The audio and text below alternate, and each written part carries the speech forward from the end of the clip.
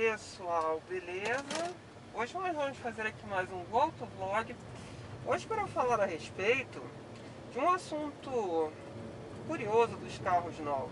Curioso não, lógico, mas é interessante da gente chamar a atenção para esse fato. Que é a diferença do comportamento dos carros com uma simples atualização de software.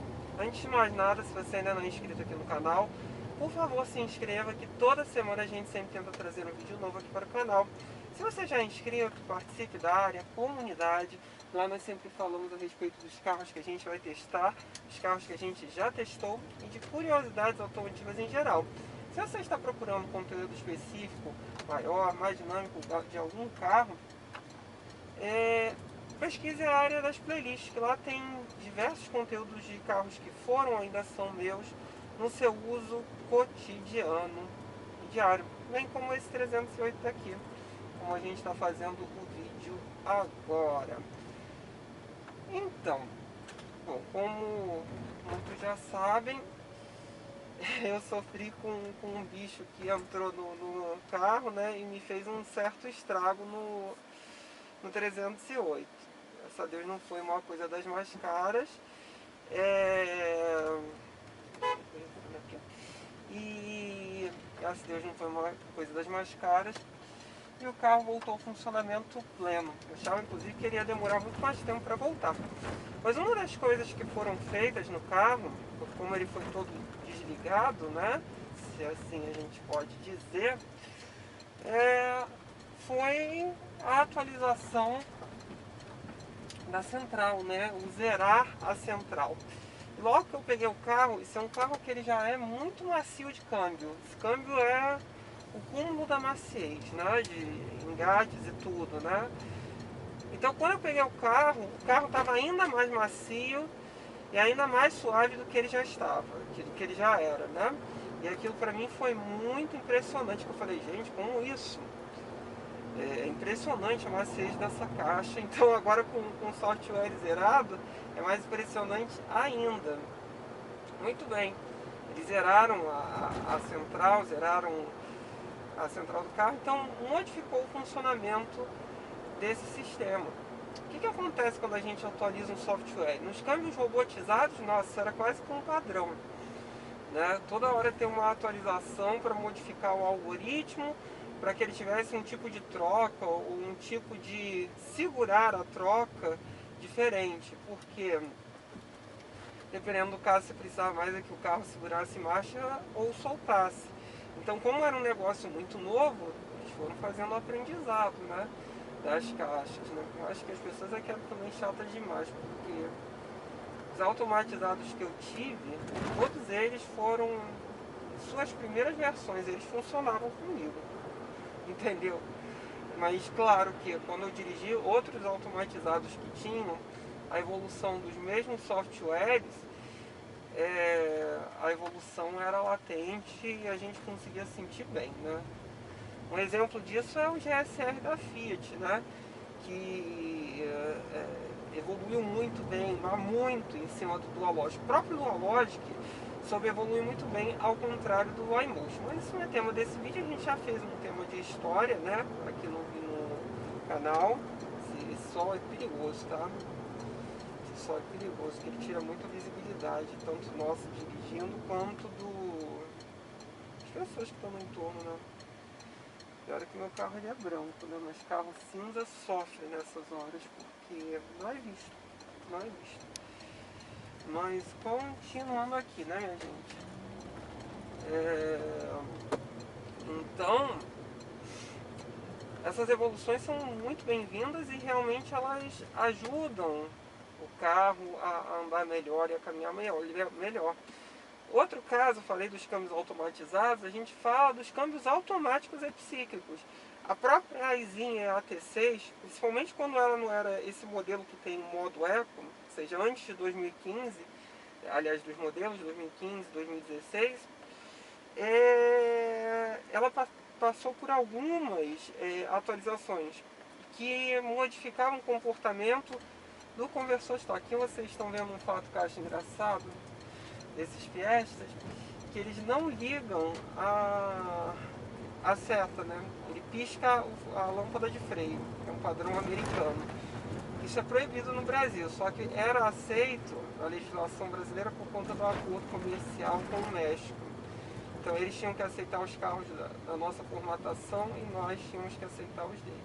Mas enfim, então essas atualizações geralmente trabalham muito a questão do conversor de torque e o trabalho de pressurização do óleo a ponto dele aumentar a velocidade entre trocas ou não. O que acontecia, por exemplo, na Chevrolet? A Chevrolet é uma das que fez muito a troca a atualização desses softwares, né? Mas muito. Era muito comum. Então o que acontece? Você sentia muito. Se você pega um GF6 da primeira geração, sem ter sido atualizado, que não é uma coisa difícil de achar, porque Chevrolet geralmente quando passa um ano a pessoa larga o carro da concessionária, deixa de ir, então acaba não atualizando o que tem que atualizar.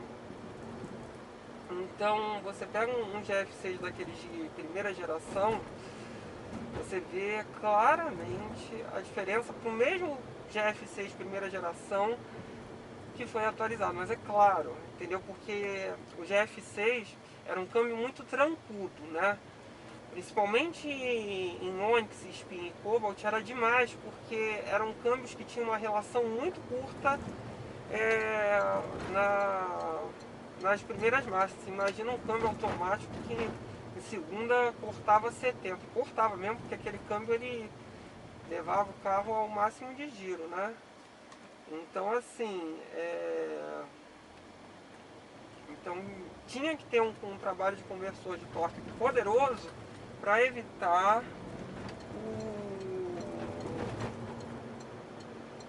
o tranco, né? Que senão dava tranco mesmo. Então, com o tempo eles foram evoluindo muito isso. Passou a ser um câmbio que super trabalhava conversor de torque. Antes era um câmbio que bloqueava muito, né? O que é bloquear o conversor de torque? É fazer um engate direto para tentar economizar combustível, né? Que aí ele perde um pouco em suavidade. Que aí é como se você tivesse com o câmbio engatado direto no motor, né? Como se não tivesse o conversor de torque trabalhando. Ele bloqueia ele e ele trabalha junto do motor e do câmbio sem ter perda de eficiência energética. Mas aí você perde eficiência. Mas assim, mas foi evoluindo a ponto de hoje ser um câmbio muito bom. Você pega um Onix Plus e você consegue fazer a atualização, isso que eu acho legal.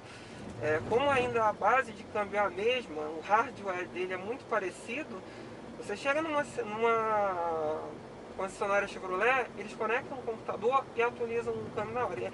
É engraçado isso porque é inimaginável, há alguns anos atrás, você conseguir modificar totalmente o comportamento do carro encaixando uma caixinha.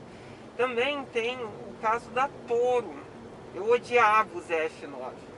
Toro, Renegade, Compass, né, que eram a diesel, e a versão Tiger Shark da Toro, usavam aquela transmissão. Eu não gostava. Aquela transmissão me irritava.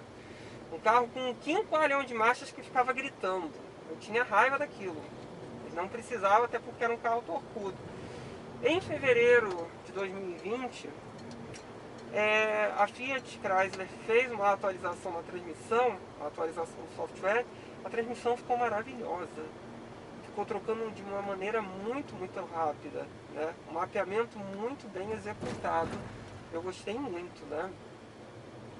Inclusive, se você tem uma Toro, o Renegade, ou Compass diesel, antes de... Agora bota o modo esporte, porque aqui é um decidão. Antes de fevereiro de 2020, produção, peçam para fazer essa atualização, porque o câmbio fica espetacular. Então, com essa atualização de software, melhora muito. E também existe a outra questão desses chips de potência, né, que normalmente não deixam de ser atualizações de software. A diferença é que quando uma marca, uma fábrica vai fazer uma atualização no software, ela faz uma infinidade de testes, porque aquilo tem que se adaptar às mais diversas condições. Quem faz um chip ou remapeia o carro, não vai testar o carro por, sei lá, 500 mil quilômetros antes de atualizar o motor do carro com um software novo que vai gerenciar, por exemplo, como num carro turbo, o gerenciamento da turbina, né? De aumentar a pressão, a ponto do carro aumentar a potência numa faixa de torque e afins, né? Bom, a preferencial era dele, mas ele parou, eu fui, né? Olha um pajerinho de rally, olha o outro, que nem uma flecha. É um pajerinho de rally ali na frente, ó. Vamos ver se vai dar pra ver. Vamos botar de volta, não é? Então, assim, é muito interessante esse lado, né? E o quanto muda no carro. Eu fico muito bobo, tanto por causa da Toro. A Toro eu tive uma experiência recente, eu não trouxe isso pro canal, mas eu fiquei estupefato, porque eu não gostava daquele câmbio. Eu não gostava. E o câmbio ficou muito bom. E além do câmbio, no caso desse carro daqui, que já era um carro que era muito macio, e também existe uma outra questão dos softwares. Eles geralmente registram memória, né? Com o uso no tempo eles começam a dar problema, é natural. Então você refaz, você zera o software dele para que ele volte ao padrão original. Isso em qualquer carro, tá? Não é exclusividade de Peugeot nenhum. Então o carro volta de uma forma que é maravilhosa, como está agora aqui. Eu ficava bobo com a questão de torque do carro, como esse carro empurra bem, tal. E vocês já sabem, conhecem isso aí de código salteado, né? Que sobe a 1000 RPM. Mas muito além disso, ele está muito macio de câmbio. E esse câmbio ele já era muito macio antes de fazer essa atualização. Então isso me impressionou muito, né? É impressionante como você conectar um fiozinho no carro, uma caixinha, um computador, fazem a diferença. É impressionante. É impressionante demais. É evolução, né? Evolução. Como eu disse já numa dada parte aqui do vídeo, se a gente volta poucos anos atrás, isso daí era impossível. Era impossível. Então assim, como as coisas evoluem, nesse caso eu acho que para melhor, né? Porque é muito prático, né? Da forma que é com uma caixinha que a gente consegue reconhecer a maior parte dos erros de centrais eletrônicas do carro, né? Que ficam gravados. Então assim, é muito legal e muito prático. Tá bom, pessoal? Espero que vocês tenham gostado de mais esse vídeo. Curtam, compartilhem, se inscrevam no canal. Se vocês têm alguma dúvida, postem embaixo que eu tento respondendo. Se vocês querem que eu teste algum carro específico, me informem embaixo que eu tento arranjar. E eu falo a respeito das minhas impressões, eu posso guiar para vocês. É isso então, pessoal. Valeu!